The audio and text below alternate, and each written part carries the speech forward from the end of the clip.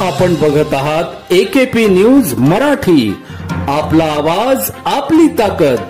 Subscribe करा, share करा, like करा। AKP news Marathi. इगतपुरी शहरातील धम्मेगिरी जवळील स्वप्नर मळा येथे वन विभागाने लावलेल्या पिंजऱ्यात बिबट्या जेरबंद झाला। सकाळी 6 वाजेच्या सुमारास नागरिकांच्या हे लक्षात आले। बिबट्या पकडण्यात आल्याने नागरिकांनी सुटकेचा निश्वास घेतला आहे। या परिसरात बिबट वन प्राण्यांचा दिवसा व रात्री मोठ्या प्रमाणात वावर असल्याने नागरिकांच्या वारंवार तक्रार वन विभागाकडे प्राप्त झाल्या होत्या। या बिबट्याच्या दहशतीने नागरिकांमध्ये भीतीचे वातावरण होते।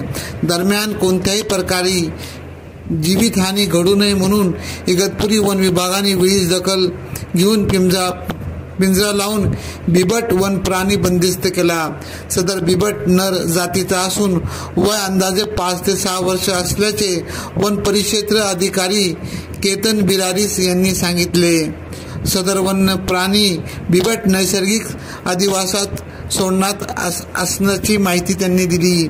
ही मोहीम वन परिक्षेत्र अधिकारी केतन बिरारीस यांच्या मार्गदर्शनाखाली वनरक्षक गौरव गांगुर्डे, फैज अली सय्यद, सोमनाथ जाधव, मालती पाडवी, वन मजूर काळू आगीवले यांनी यशस्वी केली।